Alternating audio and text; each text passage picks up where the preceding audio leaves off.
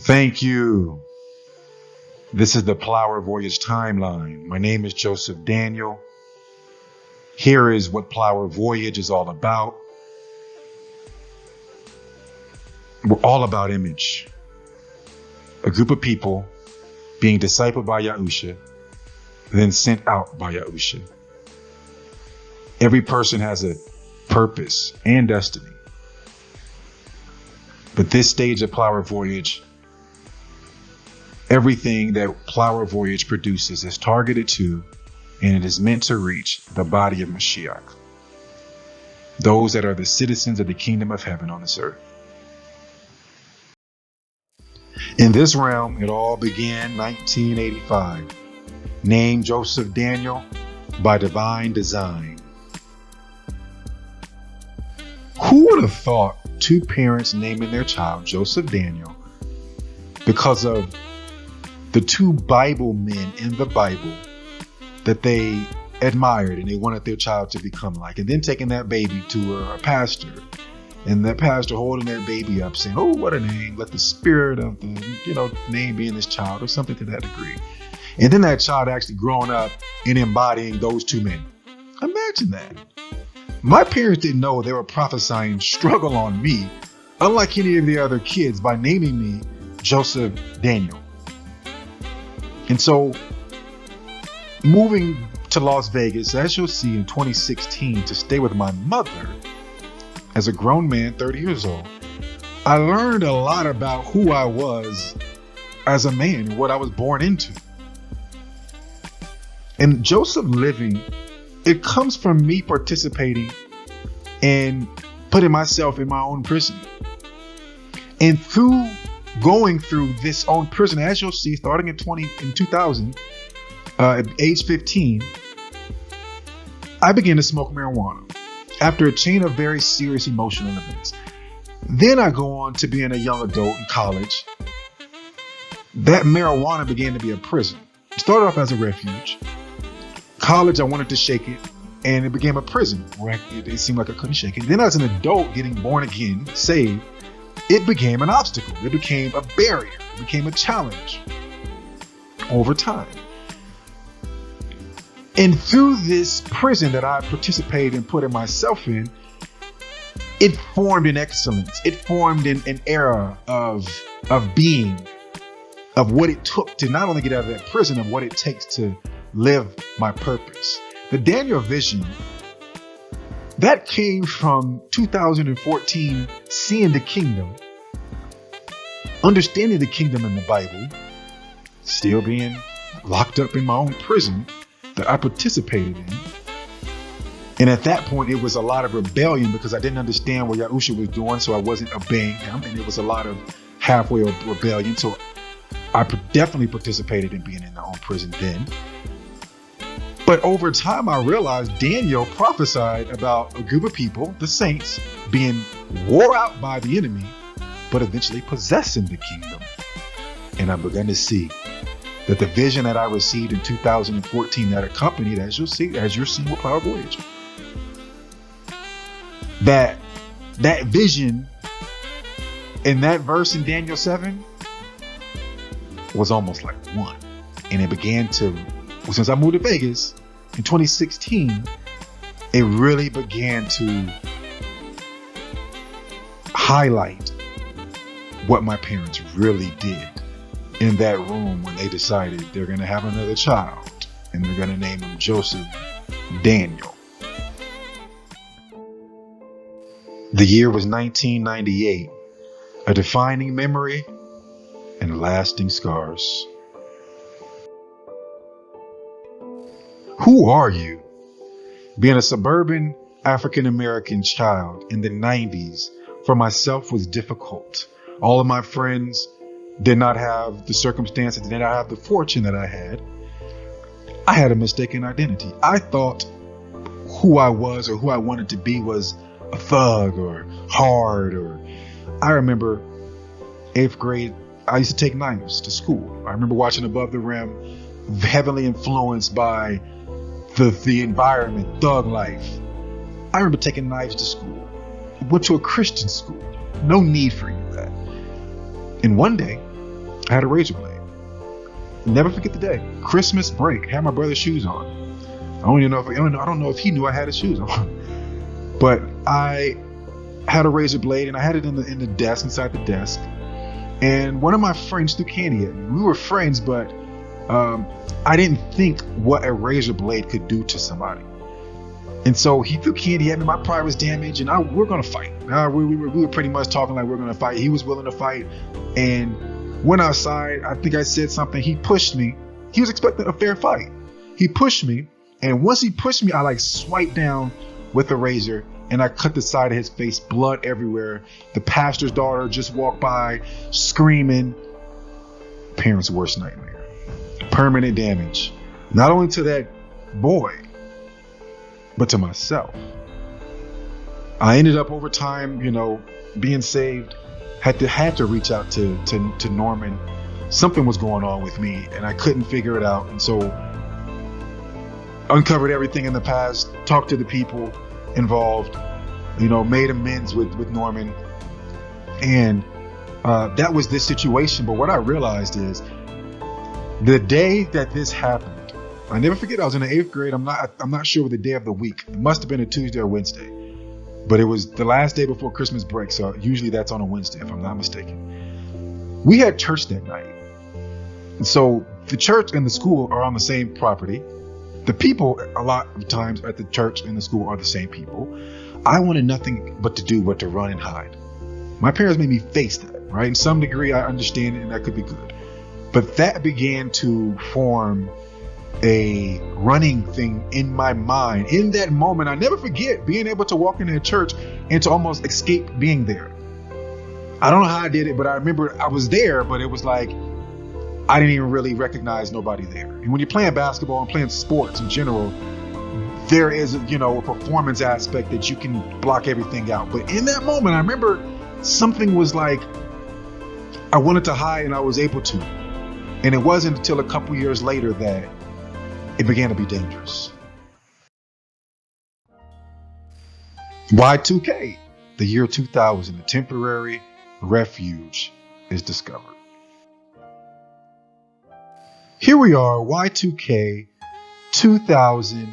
I'm a sophomore in high school. I didn't realize the things that had occurred the previous 3 years was really a big monumental deal. As I look back, it was almost foolishness for me to think that. Of course, I was a child, but I was molested at 12 years old by a family friend, and it was a male. It was somebody that I looked up to. A lot of us in the church looked up to, because he had McDonald's commercials. He was an actor. He was a teenager. He was a few years older. And then I was molested by a female, maybe months later, literally months later. That was the first time I ever felt what a vagina felt like. And maybe a year after that is when I realized the first situation was wrong. Like, whoa, that's gay. I didn't know what gay was. I'm like, that was gay. And so I kind of buried it. Pretend like it didn't happen, buried it. As we stated earlier in 1988, I almost killed a friend of mine when I cut him in the side of his face. That was a year after that happened. Then the very next year after that happened, my dad dies. And not only does my dad die, we're playing wrestling in the night, and then the next morning, 6 a.m, my brother comes and says, hey, we got to pray. So my brother watched my dad die. He watched him have a brain aneurysm and die. And so now here I am in the 10th grade, and all the while we're in a city that's new. So I'm the new guy in general. We come from California. We're in Raleigh, North Carolina. That another aspect on a child. And we had just moved there when I was 11. Yeah, we left California at 11. I was 11 this summer. And now I'm 10th grade in North Carolina. Guy comes in, new boy in school, say, hey, ask my friend if he wanted to smoke, kind of secret. And he said no. But I'm like, I want to smoke. So I went to go smoke. Didn't realize at the time, a senior at the school who was the best point guard in the nation, or not in the, excuse me, in the state. The number one ranked point guard in the state was recruited from a lot of different schools. He was with the smoking. So in my mind, subconsciously, I felt like, I can still achieve my dreams. This smoking thing ain't that big of a deal. I was hooked. Little did I know. That first time I came back to school, bloodshot, eyes red, I was hooked. Happy, I was hooked.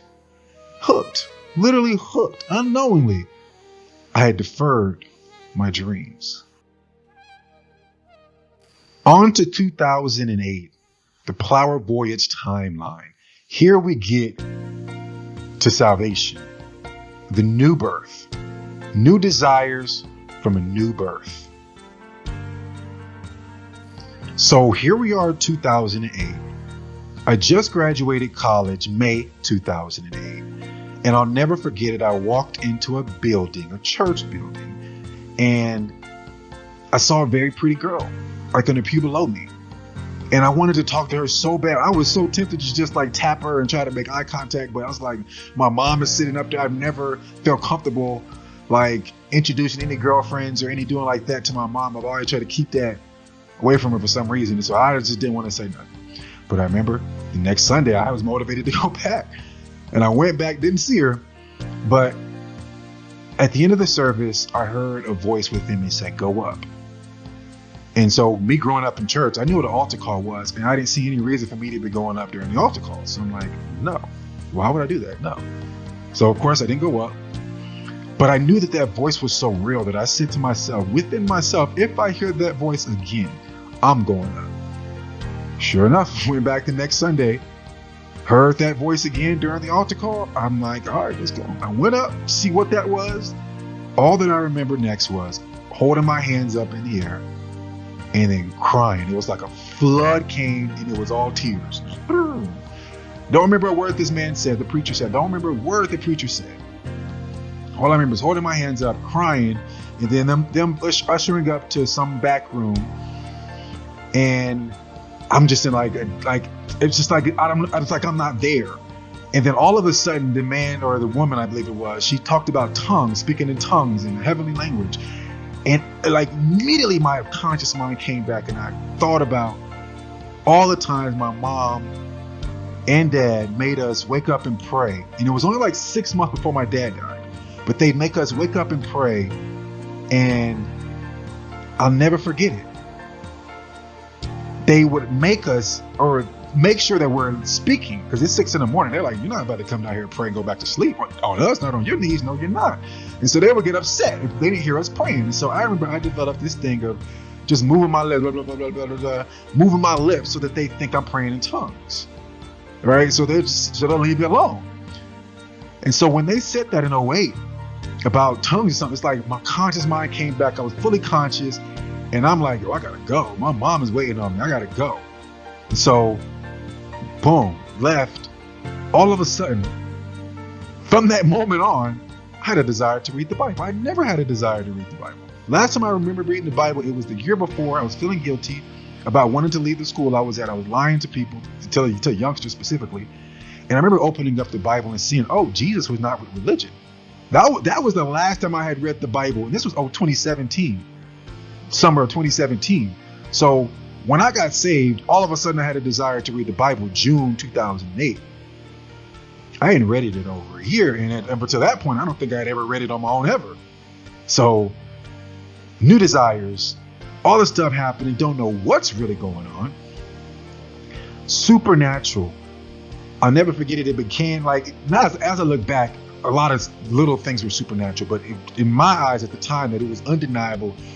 One incident specifically about the car moving to Houston. Some things happened with basketball. Looking back, that was supernatural. I made the decisions and then it went bad. Stuck with my mom. Ended up moving to Houston with her. I had a car, Honda Accord, 1990 something, 97 I think, or 99. She had a nice car, and she drove her car. I was driving my car. We took it to the shop. They said, hey, this car is not drivable to go to another state, yet alone on the road. You need to get it fixed ASAP. We didn't have the money to get it fixed, so we was like, my mom, she her being a believer, me seeing all my life, she like, we're gonna go by faith. She said, we're gonna go by faith. That's what she said. So we did. She drove her car, I drove my car. We made it there in 24 hours. Not only did the car make it, but they stole my Honda Accord 1 week after being in Houston. So I get to Houston. A week after getting Houston, somebody steals the car. In the driveway or the parking structure from the apartment, somebody steals the car. My mom comes and says, hey, where's your car? And I'm like, I don't know you had it, because she had just took the car to go do laundry or something. And she was like, but I parked your car. Where's your car? It's gone. And so I went out and I looked and it was gone. I had this peace that a peace that passes all understanding. It's the best way I can describe it. She's panicking. My mom, she's like, oh my God, your car's gone. What am I going to do? She called the police. I don't know what's going on, but I just knew it was going to be okay. How about a couple hours later, the police comes back and like, my car is there. First of all, I see the car there. It's parked crooked. It's a couple spaces down. And the police says, somebody brought your car back and stole somebody else's car. And they're both Honda. So it's like they must have a Honda master key because they stole another Honda and brought your Honda back. So I'm like, whoa. And nothing was stolen but a bag. I had some exercise equipment. I had like some bands and ankle braces, stuff like that. My wallet was still there, if I'm not mistaken. Everything else was there. Nothing was stolen but a bag that, whatever.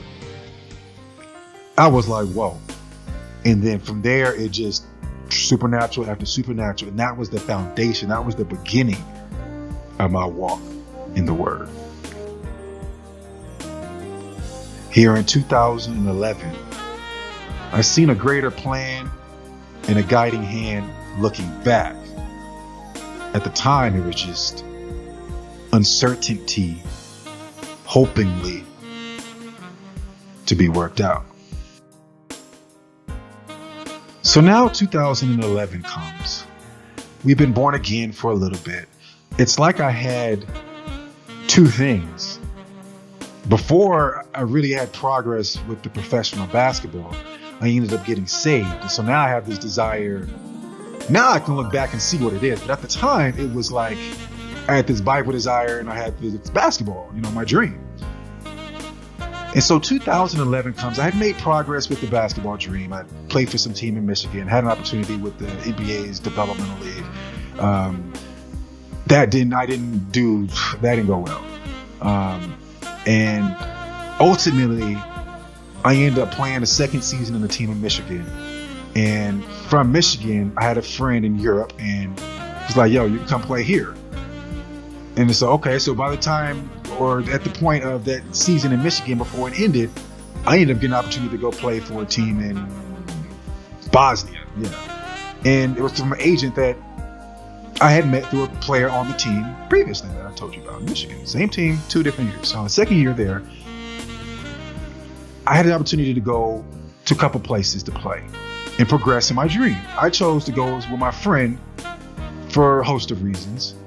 One of which main reason was comfort. I was uncertain and unsure of myself as a player, truthfully speaking, to go to Bosnia and to really put myself in that situation, knowing what the business was like. So I came to Europe under that backdrop. Things happened in Europe. Decisions made. Smoke every day, by the way. I had stopped smoking at some point between 2008 and 2011, as you could imagine. I think I told you the story about how I ended up starting back, which was mainly not being able to stand firm in the Word, right? Being weak. And I remember going into Michigan that season in November of 2010, sober, entering 2011 January, getting high in Michigan, going to Switzerland, smoked the first day. It was a different kind of weed, so got high every day until I left in April. And the goal was to play basketball. So ended up getting on the team playing, but when I returned home is where this thing starts. I had a desire to go give food to the homeless people because missions and ministering and evangelism had came to mind and came to light while I was in Europe because I seen they didn't know what the gospel was. They didn't know who the Savior was. The Savior that I had been knowing, they didn't know who he was. And who the Bible described him as, they didn't know that was the same. They had it twisted. So I had this desire to begin evangelizing. So first person I talked to, gave him the food, asked him if he wanted salvation in some way, shape, or form. Said yes, took him through the Romans 10:9 prayer. Literally, never saw that man again after that day. Same thing, another man across the bridge, asked same exact stuff. He said no, didn't want to receive it. So okay.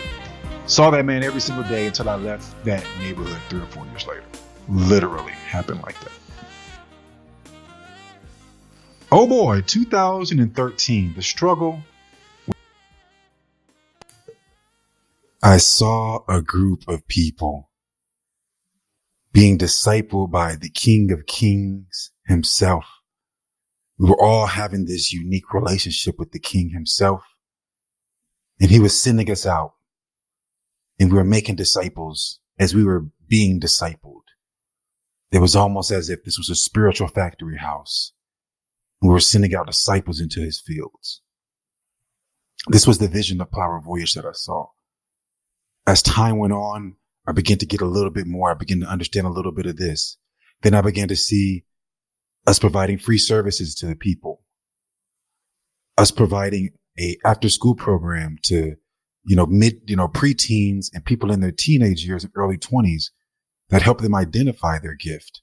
And then we have mentors and connections with people in all industries around the earth that are able to bring in and come in and help mentor some of these young people and give them inspiration. We saw youth adult, transition courses where some of the adults who were in their 40s, 50s, 20s, 30s, or whatever, that are struggling to transition to their purpose in life. We're going to have courses. We're going to have widow connections and community services so that widows do not feel like they're alone. They're able to connect with other widows and other women and people and men that have gone through similar situations, that are standing strong together, building each other up, building a community in that such a way. And also providing free services, whether it's needing help around the house, whether it's needing rides somewhere. We're going to provide this. I saw addiction rehab programs being able to help people overcome their addiction and not just recover, but to conquer it and to wipe it away from their existence, all through biblical principles. I saw homeless prevention programs being able to be established so that people on the verge of homelessness can learn about different society programs within their city that can help them, or we can particularly help them, or we can educate them in who they are so that if they're lost in their being, if they're broken in their being and who they are and they don't understand, we can help them get on the right course, get out of homelessness, and be able to move on in their life with their purpose. We also saw kingdom curriculums being able to teach people about the Bible and specifically about the kingdom that is taught in the Bible so that we can all be on one accord and we can have the same governor living inside of us, ruling inside of us, guiding inside of us. And all that we do with Plower Voyage, it's called a plow station. All of these services are provided free for the people in one location. And we have 5 of these locations in the earth. One in the United States, which is going to be in Houston, Texas. And I saw 5 of them around the world. I saw us doing celebrations. I saw us in the streets celebrating, raising banners to the King of Kings, celebrating his name. This was the vision of Plower Voyage as I saw it. How it was going to happen, I had no idea. But the vision of Plower Voyage was born in 2013. Then the struggle. For anybody that's ever had a childhood dream, they know how that thing grows with you.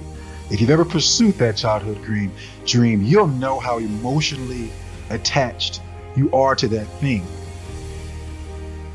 And that dream of mine was basketball, of course, and I began to make progress. I had begun to even make a few dollars. It wasn't the thousands upon thousands that people around me were making, but I had seen what it felt like to go to the bank and cash a check because of playing basketball. And I was closer to getting to the real money. I felt so right there. And I had an opportunity to go to Egypt. That the same friend who helped me get an opportunity to go to Bosnia, he had set up a situation from an agent to go to Egypt, playing a tournament there. It's not another situation. But it was around this time I got back from Mexico, and the Father showed me Abraham. And so the picture of Abraham that I had in my mind at that time was Abraham when he decided to leave his family and go on a journey according to what Elohim had, not according to man. So I'm like, oh, okay. And he showed me a friend of mine. I need to go talk to this friend. Okay, no problem. So I'm literally 4 or 5 in the morning, I wake up to go run at Memorial Park. Anybody in Houston knows Memorial Park. I'm not making this up. Eric Perez is my witness. I'm running, and I run by the friend who Yah shows me while I'm praying. I run right by him early in the morning. So I'm like, hey man, I need to talk to you. You know what I mean? I don't even know what I need to talk to you about necessarily, but I need to talk to you. All right, cool. We set up time, ended up talking. Throughout that conversation, and up until the time I actually ran into him and actually meeting him, Yah began to show me, like, with my career, I still have the image or the thought that I need to be abandoning what any and everybody thinks, and I need to go full force with it anyway. That's what I thought. Because at that point, I began to see some success, more so success in the signs around me and my environment and the people that I was around, and the progress in that way, my level of play, more so than the finance. So I'd seen the progress, and I'm like, oh, I'm so close to the money. And the conversation with my friend Eric is like, no, you need to stop. And I'm like, what? I did not understand it, because I had started off with nothing, and here we are now, we're here. And he's like, no, you need to let it go. So the struggle, this was 2012, we had this conversation. So by 2013, not only was I struggling with lust, struggling with the addiction of smoking marijuana now at this point, I'm struggling with letting go of my dream and following YAHusha. So the struggle within the struggle became real upon real. And no coincidence, around this time I understood, oh, his presence is real too. His presence has a real feeling. When you get in his presence, it's almost like getting in the presence of a pretty girl. But except his presence is way higher, deeper, or something. For a man, of course, a pretty girl. For a woman, for a man that you think is very attractive or whatever, like how you whatever people. And I know for a guy, when you're in the presence of a girl that you just think is the most beautiful, whoa, and you just think the world of this girl, it's almost like you're high, you can't even think straight. It's almost like you have to put forth so much mental energy to think straight. And with Elohim, his presence, I begin to enter into it. At the time, I don't know how it happened. It just happened. Now looking back, I see it was through prayer, and through the prayer of Matthew 6, going in the way that YAHusha taught.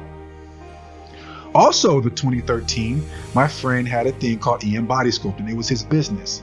He wasn't into the ministry like I was, so I knew that I had my own version of EM Body Sculpting, but I knew it was something to do with him, right? It wasn't like his necessarily, but it was something like that. And Voyage came to me one day, and I went and searched it up. That's when I learned about the Christian Crusade. We should all know about the Christian Crusades. But one day in church, and I knew it wasn't complete. I vowed Voyage, and I'm like trying to put all this stuff together, and I knew I didn't want my name to be on it. I didn't want nothing to my name to have anything to do with it. I wanted to be low key. I wanted people to see it, not even know that it had anything to do with me. And so one day in church, I believe the pastor was talking about it in 1 Kings 19. I believe he said something about it. I saw Elisha, boom, plower. And Elisha was plowing. Then he received the mantle or the anointing. He was working, and then he received what Elohim had for him. 2014, I could never be the same afterwards. The kingdom revealed with earthly demonstrations. So I received the vision of Plower Voyage in 2013. At some point in 2014, I had begun to be convinced that not only was basketball for me, that Elohim, maybe he just sat me down long enough so that I can receive this vision, but that now I need to go back and finish playing basketball so that I can go and do the vision. Not only was I convinced of that, it was delusion looking back, but I chose to leave where I was living. I was living with a family due to a breakdown with the roommate that I had in 2012 after I got done playing basketball and I seen I was going to be in Houston. I ended up getting a roommate friend of mine, left that place, decided I'm about to do Plower Voyage, do this vision. And it was September 2014, never forget it. No, it was September 2013, September 2013. I left and I planned to be going December 2013. I'm getting these dates mixed up. December 2013. That didn't happen, of course. Stayed in my car, got fired from one job, ended up smoking again, starting back smoking after getting sober, smoking again 2013 in November after I got fired from the bartending job at a restaurant because I got into an argument with not an argument, just got an attitude with the manager because she didn't want to let me get the tips that night because I had just started working there. And so still had these other temp jobs, but now I'm addicted again and I couldn't stop smoking. And so that led to a whole cycle leading and bleeding into 2014. Never will forget it. May 2014, struggling, stuck, smoking in the car every day. And I remember listening to a message like many days. I've listened to a Bill Winston message like many days. But this day, I remember I saw the kingdom early in the morning. I remember I saw the kingdom in Genesis 1:26. And I remember I was on one side of town. I remember later on in that morning, I remember being on the other side of town after seeing this, and it had been racking my brain this whole time in the parking lot of a library. There was a guy that I've seen many times, gave him food. He's talked to me many times. I think I even given him money sometimes. And he was very nice. And this day though, mind you, when I say I saw the kingdom, I saw it was territory and he's given us dominion over the territory. That was my introduction to the kingdom. It was dominion and territory. So later on in that morning, I'm at the library, saw the same guy, and he comes banging on the window and says, "Get out of here. This is not your territory. Get out of here." And like, I was quiet and I looked and the window was closed and cause he got banging on the window and I looked up and said, "In the name," I said Jesus at the time, "Yeah, get out of here, blah, blah, blah, blah." And he almost stumbled and just ran. And it just mystified me because I'm like, I thought in my mind, he's talking about this territory is his, or the demon in him is saying this is his territory and they know I'm here.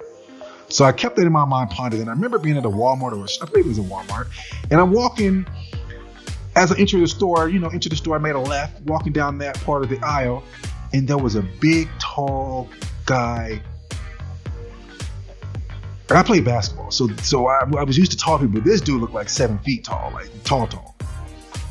And he saw me, and he just turned and looked and started like speed walking. Like a ghost, like he saw a ghost. And in that moment, consciously, I was like, oh, the demonic realm knows that I know.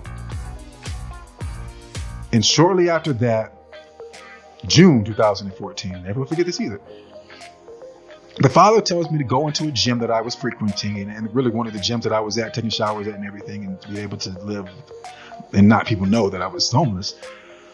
He told me to start training the people for free. Homeless. He told me to start training the kids in there for free.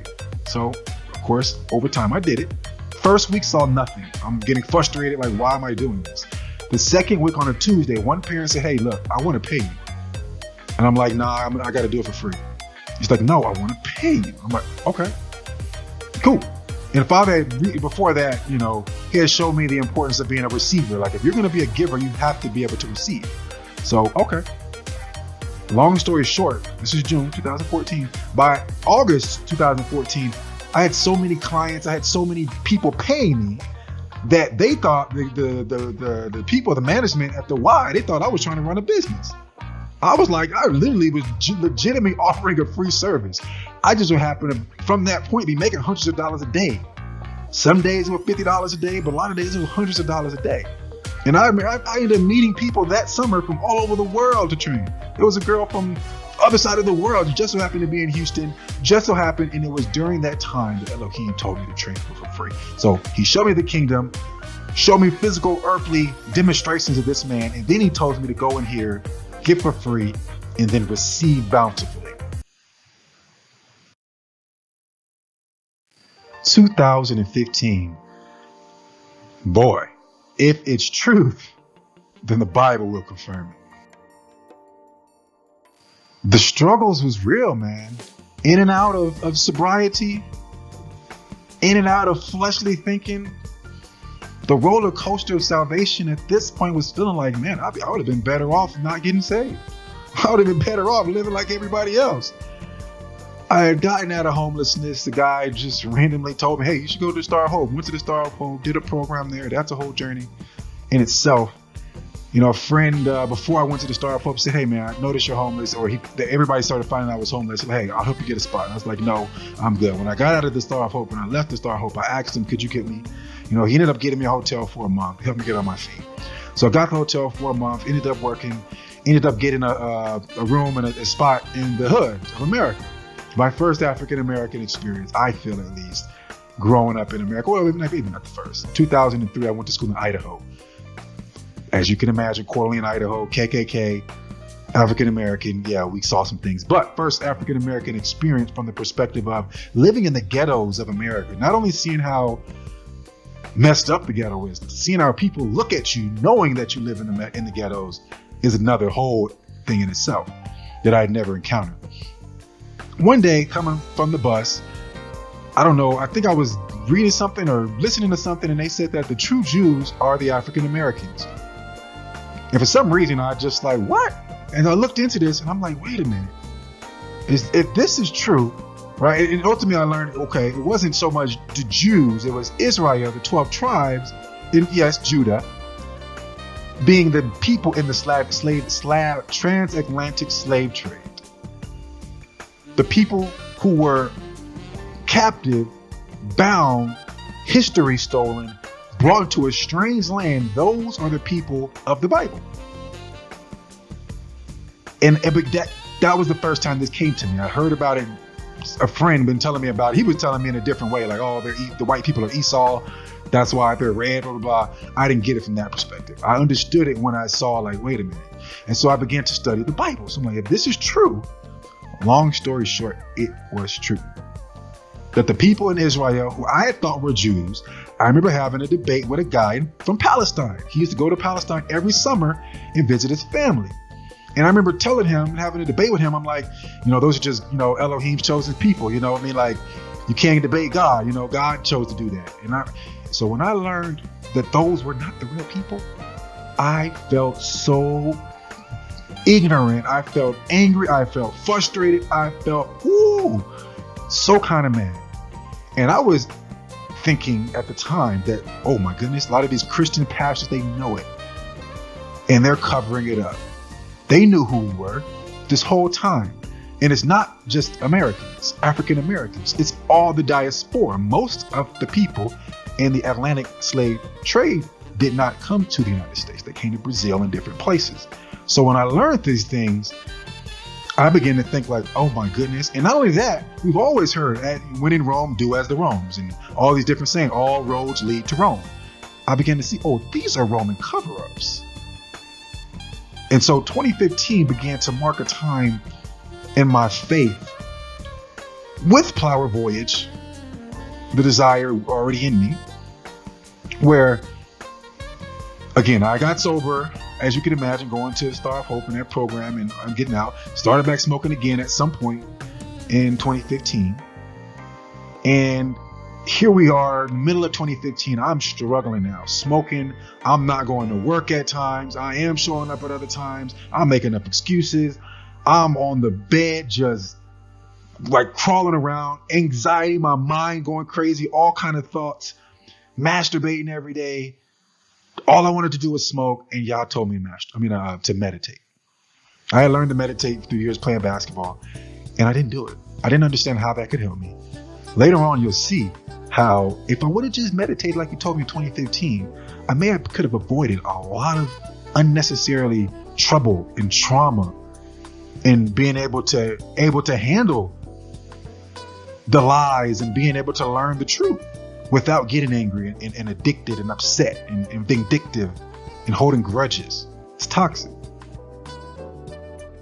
2016, this was the year that I made a conscious decision that fighting the wind, like I had been doing, it must stop. I say fighting the wind because I knew I had problems, and I knew that YAHusha or Jesus or the Messiah had the answers, and he was living in me. But I'm trying everything like everybody's telling me, and it's not working. Prayer, it helped, but it wasn't something that changed it permanently. Going to church helped, but it wasn't something that changed it permanently. Reading the Bible, it helped, but it wasn't something that changed it permanently. All these solutions, go to church, get a mentor, read the Bible, pray, all these things, it was helping, but it wasn't changing it permanently. And everybody around me telling me, oh, you're always going to sin, you're in the flesh. I just didn't believe it. The Bible tells me different. And I just believed different than what they were telling me. I believe the Bible. In 2 Peter chapter 1, it says that through these precious promises, we are partakers of the divine nature. That was all I needed to see, yet alone all the other scriptures. All I needed to see was that, to know that, oh, I don't have to keep doing these simple things. I don't know how to stop them though. 2016, early 2016, as you can imagine, the struggle began to get real from bleeding in from 2015. And it began to get out of control. My mom asked me, hey, look, man, you need to come stay here for a while. She had just had neck surgery in September of 2015. You can see how selfish I was. I didn't even think at that time, like, hey, maybe I should go help my mom and stay with her. It wasn't until she brought it up that she's like, hey, you should probably, I think you should come, right? You should come back and stay with me for a little bit. And at that time, it just clicked in my head. Okay, cool. I'll do that.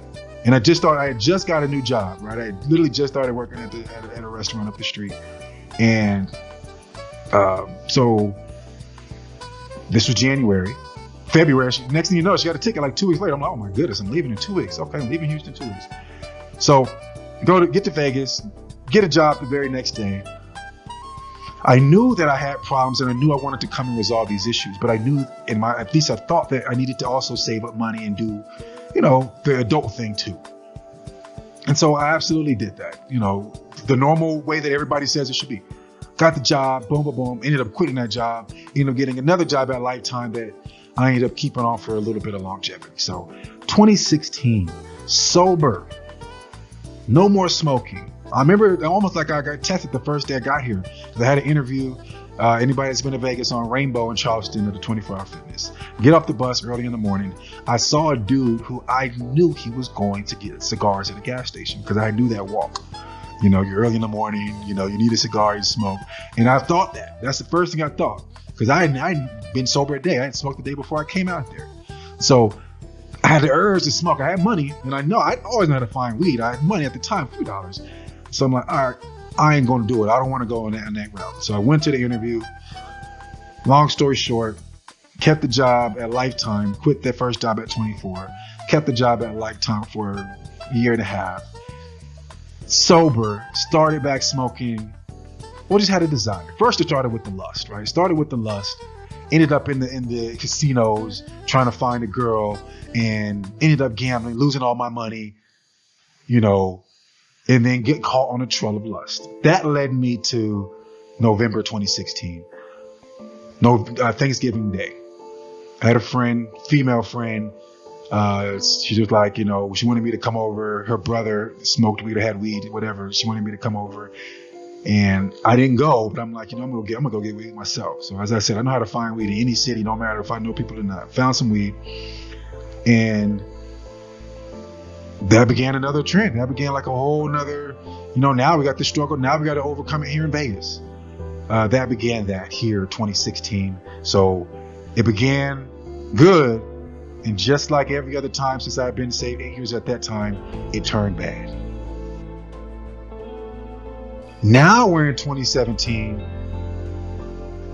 It was the divine testing of my character. We entered the year high. Every day it was like, oh, it's my last time smoking, right? That's one of them type of things. I began to really increase the wickedness at the job place by accepting money underneath the table. I'm a trainer and I was running the sports program. So some people were paying me straight cash. Some people were paying me through the company. And it had got to a point where the guilt and the frustration had got so high. The frustration of smoking every day and the guilt of doing something I knew I'm not supposed to be doing. And it was just built up to a place where I had to tell them. I had to tell the managers. I confessed. I ended up resigning. I had a breakdown. End of 2017, September. Ironically, after this breakdown, it's like I began to pray again. Because at this point, as you can imagine, going through sin and desiring that pleasure, you don't really want to enter his presence. You want to do that sinful things. And I knew personally, if I go and pray, I'm not going to want to do this sinful thing. But I'm still going to ache in my body though. So I'm like, I'd rather just stay away from it for a while. And I did, and it became bad news. So 2017 kind of broke through, started praying again. Shortly after that, me and my friends started to have this discussion. My friend Irv, never forget you. We were talking about how all the lies and all the stuff about the Jews and all this different stuff that we had learned, or at least I had learned a couple years before. And he mentioned, this Jesus is not the real name of the Messiah. And I'm like, oh no, it's just a translation, just like how Christians respond. It's just a translation. He still responds to Jesus. It's okay, blah, blah, blah, blah. We're English speaking people. We don't have to speak Hebrew, blah, blah, blah, blah. But something began to nag me. And I began to look into it. And then once I learned that, the J wasn't even in the language until the 1600s. And the actual real name is YAHusha and closer to Zeus. And I'm like, wait a minute. Oh no. I don't know why there seems to be power with the name of Jesus and why, blah, blah, blah, but I shouldn't be using these names. So I stopped. This was 2017, and I began the transformation, if you will. And it was 2017. It was after the breakdown. And I find it no coincidence that it happened like this. And it's like the breakdown, it began to ease, and it began to be seed time and harvest. I began to get better. It wasn't right away, but it was like, okay, one smoothness after the next smoothness, but it was only spiritual, because physically I was still a mess. Physically, I still seemed like to have no power, no control, but over my mind, I began to regain a little bit of control where I was. And then I knew that it was only a matter of time before I break through and get past the places that have always held me back. So 2018, the solution that I told you about in 2015, it showed up again as the answer in 2018. First no, 2015, then yes, 2018. The trend of rebellion is going to stop. So we enter 2018, new names, everything Yahshua, we're learning, we're growing, but we have the same results in the physical realm. I still say I'm going to be somewhere and then I don't be there, or all these things. It was just a mess, right? As you see, making the king and priest, it was a mess. Or making the man at the time was a mess. I was a mess. But at some point during 2018, the names and learning all these different things, it led me to learning about the heart. And that led me to reading a book by Dr. Joe Dispenza, some guy. And it was a book about quantum physics. And I began to notice everything this man was talking about is basically detailing what the faith, walk by faith, not by sight is about. Because he was saying, whatever you believe and you imagine in your brain and you think, it doesn't matter what your current circumstances, whatever you imagine and believe, and you walk in that direction, you walk as if it's done now. The atoms in the earth, they come together and blah, blah, blah, blah, blah. And I'm like, look. And as I got to about the middle of the book, I'm like, this is what the Bible talks about. So I put the book down. I said, only going to read the Bible from now on and study this stuff. So I began to study the Bible about the heart, right? 2018, all about the heart. And I'd say about the middle of 2018, I began to get exercises to do the heart. Because I had begun doing personal training. I have a bachelor's degree in strength and conditioning. And so I began to do exercises to communicate with the heart. Because all that I've been learning was basically how the heart works. And how the heart has thoughts, it has intentions, it has everything that your conscious mind has, but it has it in a more an emotional, more in a subconscious kind of way. And so I began to do all these different exercises, and I began to see breakthrough. I began to see, I can change my desires. I don't have to fight these things. I can program my heart to do what I desire it to do. And I desire it to live for purity, holiness, righteousness, self-control, endurance, joy, peace, faith, and above all, love. That's what I desire. So if I could program my heart with human beings, if we can program our heart to do and to be set on anything, I'm like, oh, I'm about to program my heart then. That's the answer. Of course, anything like this is like candy to a baby. I had to learn in the next year that there is a balance. That's not the solution, right? It's like a weapon, but it's not the solution. 2019, my dream came true in seed form. Since 2008, I've desired one thing above all. In 2019, I got a glimpse of it in seed form. Be you transformed by the renewing of your mind, that you may prove what is the good, acceptable, and perfect will of Elohim. Seed time harvest is what our earth is based off of. It is the governing principle of planet Earth. And for humanity, this is something that I got this year. We're kingdom citizens. Therefore, we must establish the kingdom in its territory. The first place we must establish the territory, or establish his kingdom, is in the territory of the human body. Within our human flesh, there is treasure. In those of us born again, there is the spirit of Elohim, the essence of who we are. That's who we are. Stable being is simply the state of being and thinking and of feeling and of doing. It is all stable and congruent. And us as born again, blood bought citizens of his kingdom, our being is in him. We are one with him in the Ruach HaKodesh. In those moments where we're in his presence, being able to be stable in those moments. So they're not moments, they're a lifestyle. It's our normal, it's our new programming. The seed time and harvest process applied to this. 2016, we had a desire to come and get fixed once and for all so that we could go forth in 35, 36, specifically 35 was a very big age for me. I felt like the 2020 decade was something special. I didn't really know what that was. And didn't believe enough to articulate it.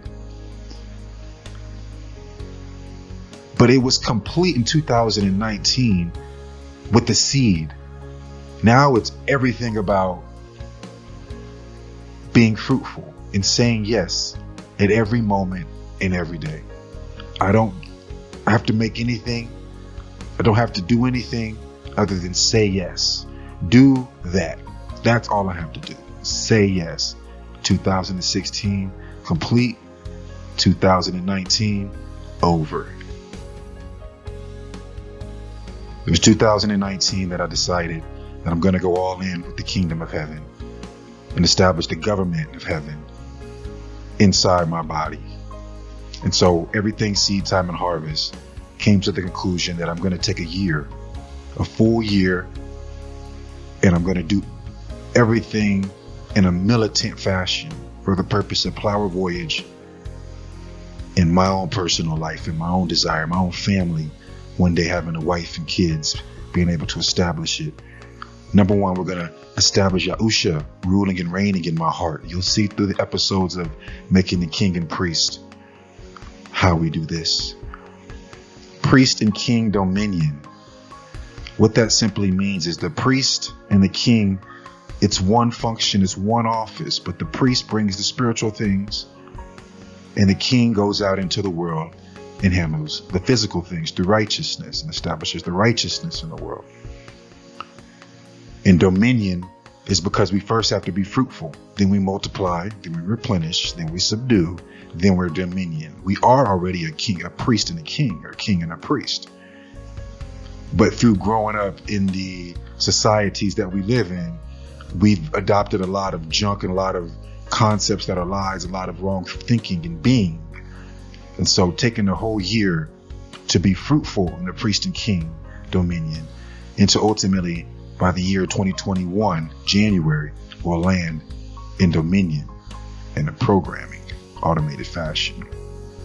Fruitful and being abundant kind of goes on to what we talked about earlier, just before, is first is fruitfulness, then it's multiplying, then it's replenish. My mind being on fruitfulness, because that's something that I can control every single day. And fruitful being is because who we are as born again believers is a spirit. We are the spirit of Elohim. We are one with YAHusha. We are love. In our purest essence, we have a mind, we have a heart, we have all these things, but we are a spirit.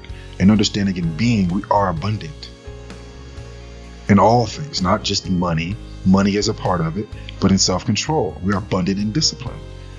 We're abundant in peace. We're abundant in joy. We're abundant in virtue. We're abundant in knowledge. We're abundant in wisdom.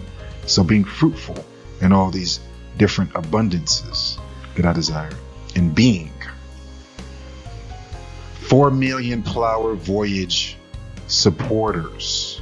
Supporters, we're a spiritual storehouse, a distribution center for spiritual things. So we want believers of YAHusha, 4 million of them, to support the missions of Plower Voyage.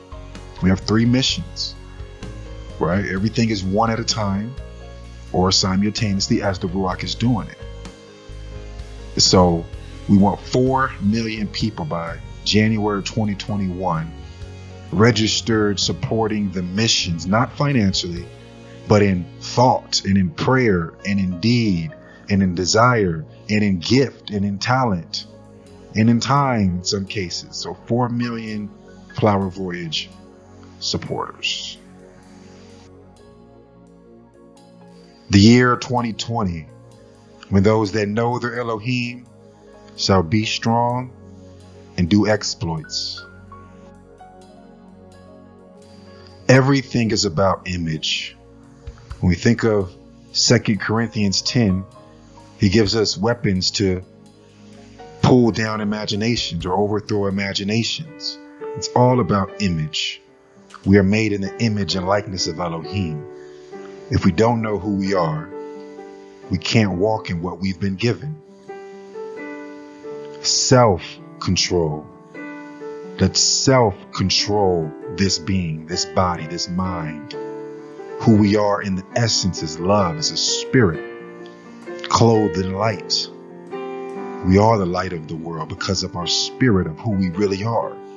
YAHusha ruling and reigning in our hearts. It won't just be me. Some may call him Jesus for some time. Some may call him Yeshua. Some may call him Yeshaya. Some may call him different things for a time. And then we all get on one accord. Maybe it won't be YAHusha. Maybe it'll be something else. But that king, that high priest that reigns in heaven, he'll be ruling and reigning in our hearts. All we'll be doing is saying yes. We'll be priest and king unto Elohim in the position on this earth, seated with him in heaven. First by being fruitful, then multiplying, then we replenish, then we subdue, then we have dominion. All that we do is say yes. We direct our focus and we identify only with those things that are good, of good report, that are pure, that are lovely, according to Philippians 4:8, I believe it is. Fruitful being abundant. We're going to have our beings in abundance, doing first by being fruitful, one action at a time. Because who we are is abundant. Who we are is overflow. Who we are is righteous. Who we are is love. And through faith, working through love, all things that Elohim has given us and that we desire shall be ours. 4 million Plower Voyage supporters. Now, the 4 million is a structured thing. Some will be everyday communication. Some will be long distance friends. Some will be who they'll be in this kingdom of Elohim. That's the key, is that we're all citizens of the kingdom of Elohim, and Elohim is the one that's guiding us and moving us, the Messiah. YAHusha, some call him Jesus, some call him different names.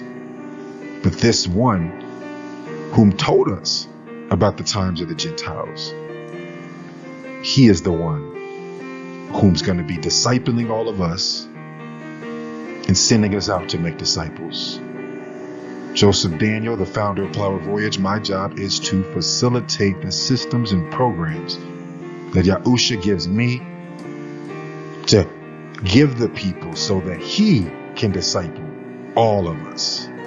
Not me, not you, not anybody, but for YAHusha, the King himself, to disciple all of us. That's what Plower Voyage is all about. Discipled by the King, sent out by the King and High Priest, YAHusha HaMashiach. Thank you for your time. Plower Voyage is a vision that was given to me in 2014 to be a vessel and a mouthpiece for the King of Kings and High Priest Messiah to speak to his people and to train his people to go out into the world to bring people into the kingdom, to help people be born again. That's the ultimate vision, a harvest of souls, as many of us desire. Plower Voyage is designed to be a team of disciples being trained by YAHusha and sent out by YAHusha. The King of Kings has his own timing, he has his own preparation, and he has his own way to disciple.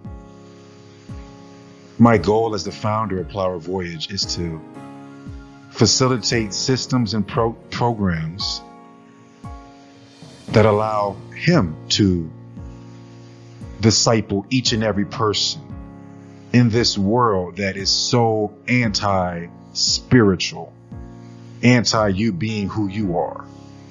We're bombarded with material things, fleshly things, physical things, some of which are neutral, some of which are not good at all.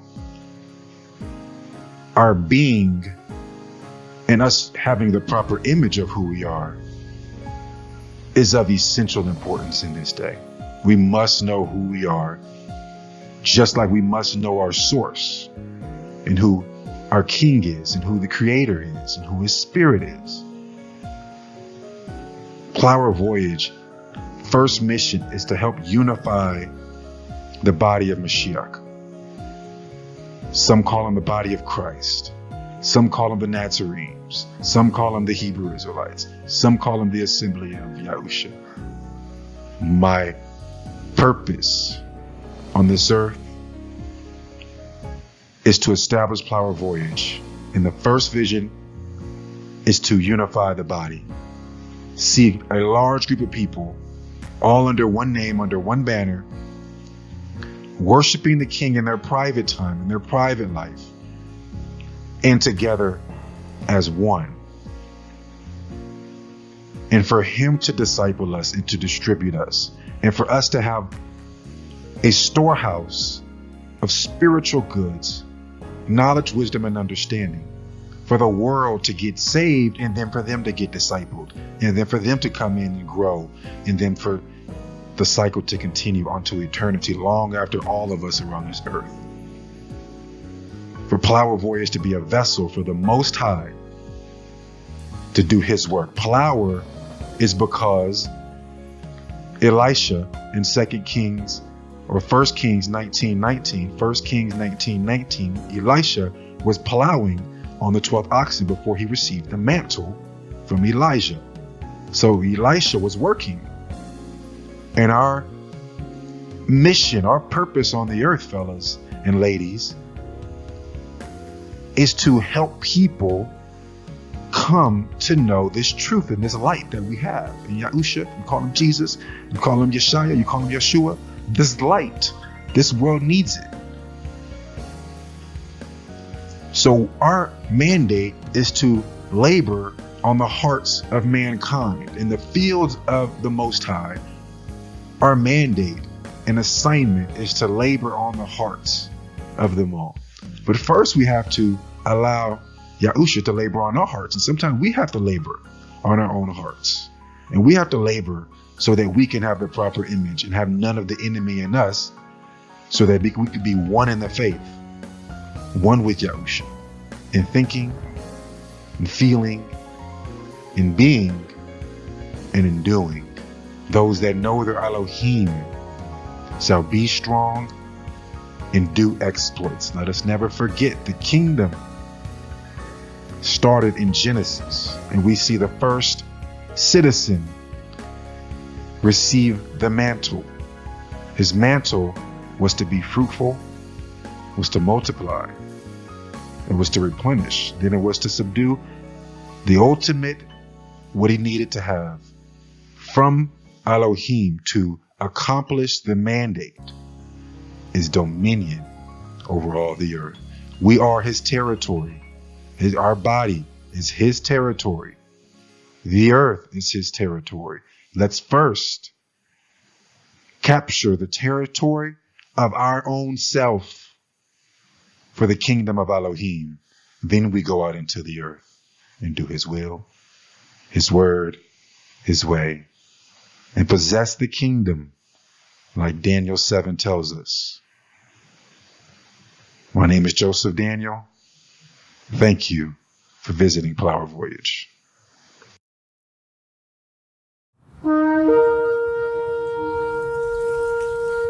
But I'm telling you, there is a new generation emerging that's going to slay Goliath.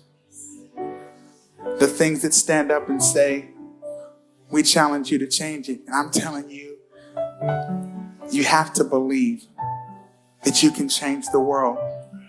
You are not just dropping a pebble in the ocean and nobody notices.